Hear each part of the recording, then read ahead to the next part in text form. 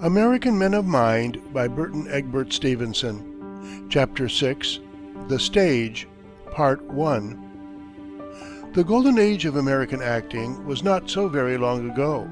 Most white-haired men remember it, and love to talk of the days of Booth and Forrest and Charlotte Cushman.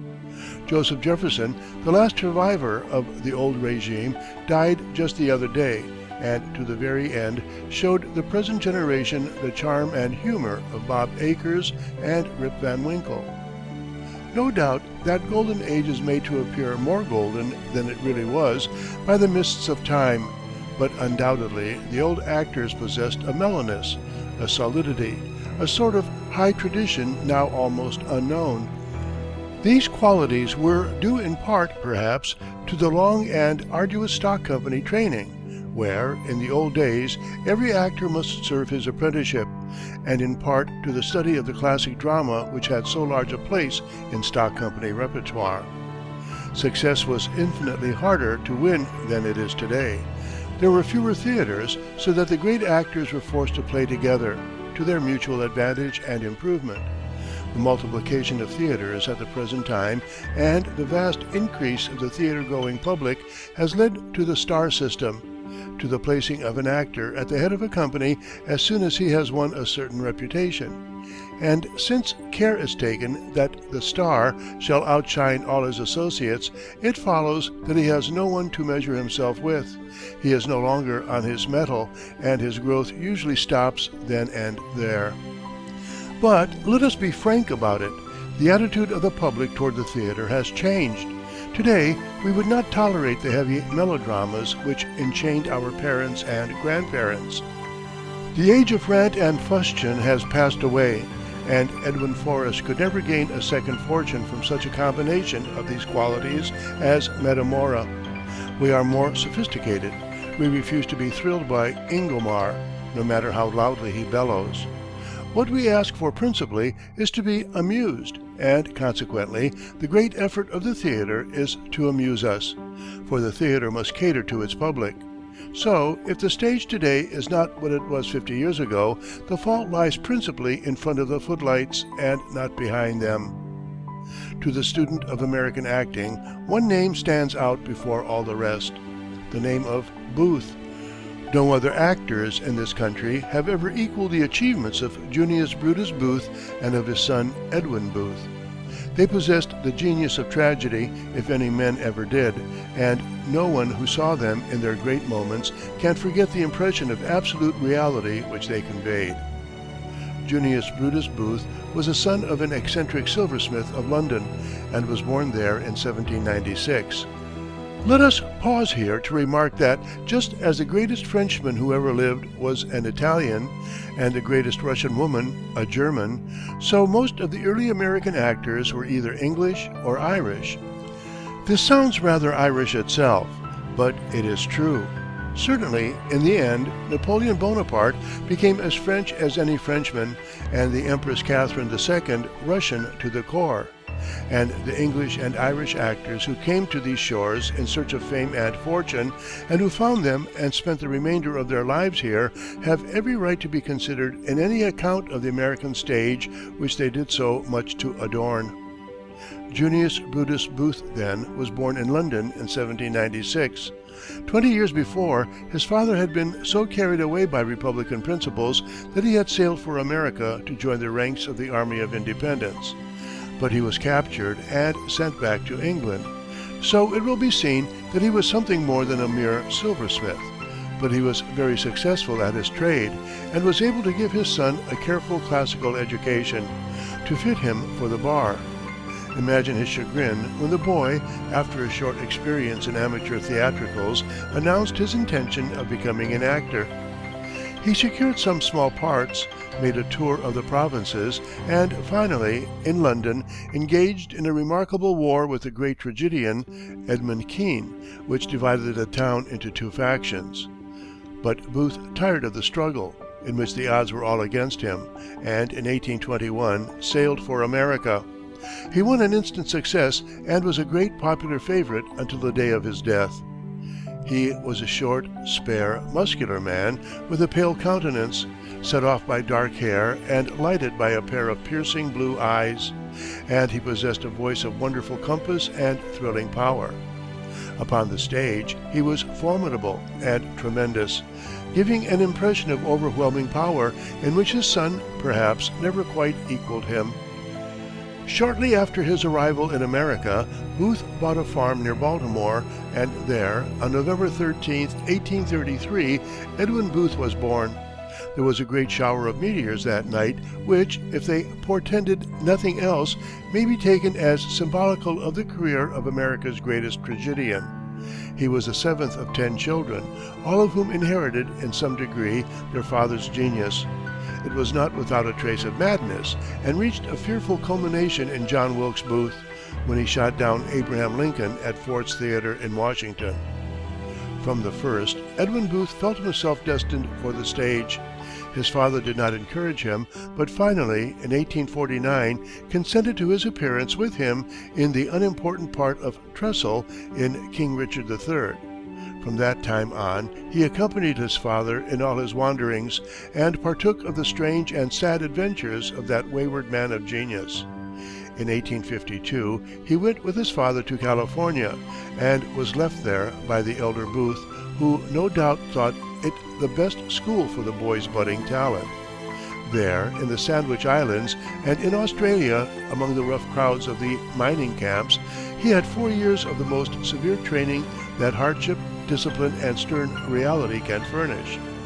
Amid it all, his genius grew and deepened, and when he returned again to the East in 1856, he was no longer a novice, but an accomplished actor. His last years in California had been shadowed by a great sorrow, the sudden and pitiful death of his father. The elder Booth had for years been subject to attacks of insanity, brought on, or at least intensified, by extreme intemperance. On one occasion, he had attempted to commit suicide. On another, he had had his nose broken, an accident which so interfered with his voice that he did not regain complete control of it for nearly 2 years. On his return from California, where he had left his son, he stopped at New Orleans, and remained there a week, performing to crowded houses. He then started north by way of the Mississippi, and was found dying in his stateroom a few days later. He had been caught in a severe rain as he left New Orleans.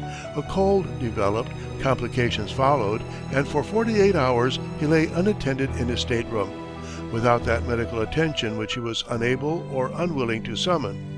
He died November 30th, 1852, and his body was interred at Greenmount Cemetery, Baltimore, in a grave afterwards marked by a monument erected by his son Edwin.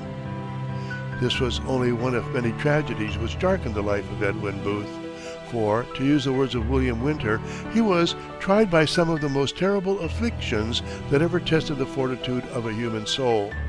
Over his youth, plainly visible, impended the lowering cloud of insanity. While he was yet a boy, and while literally struggling for life in the semi-barbarous wilds of old California, he lost his beloved father, under circumstances of singular misery.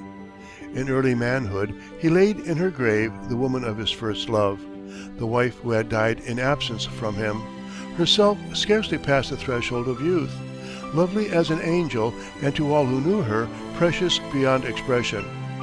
A little later, his heart was well nigh broken, and his life was well nigh blasted by the crime of a lunatic brother that for a moment seemed to darken the hope of the world.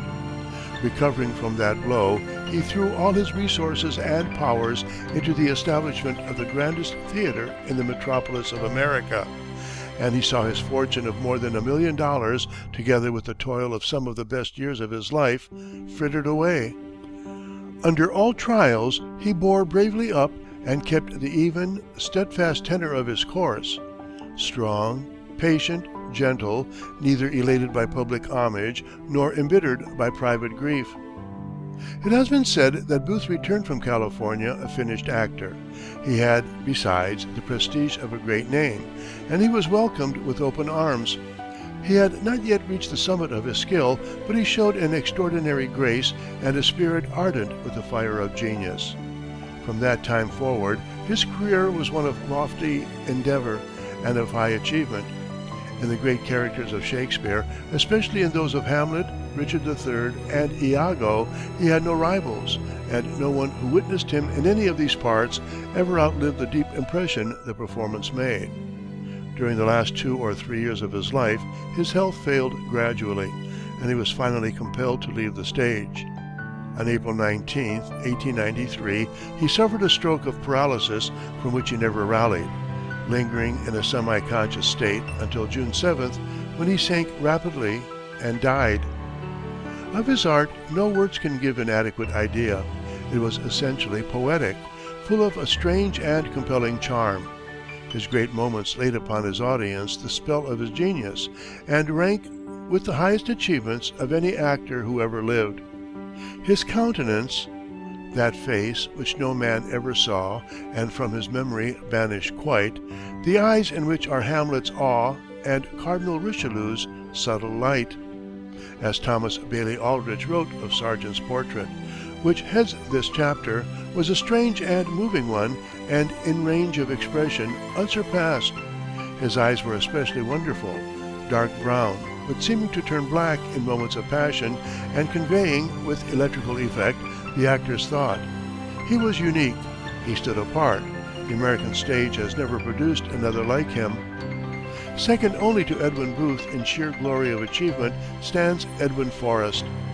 He fell far below Booth in grace, in charm, and in poetic insight, but he surpassed him in physical equipment for the great parts of tragedy, particularly in his voice, magnificent, vibrating, with an extraordinary depth and purity of tone.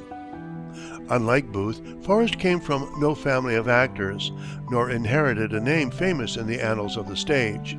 He was born in Philadelphia in 1806, his father being a Scotchman, employed in Stephen Girard's bank, and making just enough money to keep his family of 6 children from actual want. He died when Edwin was 13 years old, and his widow, by opening a little store, managed to support the children. She was a serious and devout woman, and decided that Edwin should enter the ministry. But meantime, he must earn a living, so he was apprenticed to a cooper. How long he stayed with the cooper, nobody knows, but it could not have been long, for already he was fired with an ambition to be an actor, and after some experience as an amateur, astonished and grieved his mother by announcing that he was going on the stage. He made his first appearance on the 27th of November, 1820, as young Norval in Holmes' tragedy of Douglas, and was an immediate success.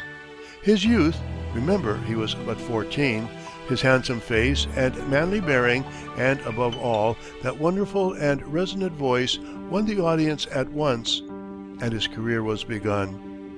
But many hardships awaited him. The theaters of New York and Philadelphia had their companies of well-known and well-trained actors. There was no hope for him in either of those cities, but at last he secured an engagement to play juvenile parts at Pittsburgh, Cincinnati, Lexington, and other towns of the Middle West, at a salary of $8 a week. This, of course, was scarcely enough to keep body and soul together. But all Forrest wanted was a chance, and he did not murmur at the suffering and hardship which followed. For business was poor, and Forrest did not always receive even that $8. The end came at Dayton, Ohio, where the company went to pieces. Forrest, without money and almost without clothes, walked the 40 miles to Cincinnati, where, after a time, he found another position. Such was the beginning of his career, and this hard novitiate lasted for 4 years until, in 1826, at the age of 20, he was able to return to New York and secure an engagement at the Old Bowery Theater. He was an instant success, and from year to year his wonderful powers seemed to increase, until he became easily the most famous actor of the day. But his fame was soon to be dulled by unfortunate personalities. Conceiving a jealousy of Macready, the famous English actor, he hissed him at a performance in Edinburgh, and when Macready came to America in 1849, Forrest's followers broke in upon a performance at the Astor Place Opera House, and a riot followed in which 22 men were killed. A quarrel with his wife led to the divorce court, and the suit was decided against him. The end was pathetic. He had been troubled with gout for a long time, and in 1865 it took a malignant turn, paralyzing the sciatic nerve so that he lost the use of one hand and could not walk steadily. His power had left him, and in the 5 years that followed, he played to empty houses and an indifferent public, not content to retire, but hoping against hope that he might in some way regain his lost prestige. A stroke of paralysis finally ended the hopeless struggle. Forrest's art was of a cruder and more robust sort than Edwin Booth's, who, by the way, was named after him. He was greatest in characters demanding a great physique, a commanding presence, and, yes, let us say it, a loud voice. Coriolanus, Spartacus, Virginius, those were his roles, and no man ever looked more imposing in a Roman toga. Forrest, during his English engagement of 1845 and on other occasions, shared the honors with a remarkable actress, Charlotte Cushman, and perhaps none ever had a more astonishing career. Born in Boston in 1816, her youth was one of poverty, for her father died while she was very young, leaving no property.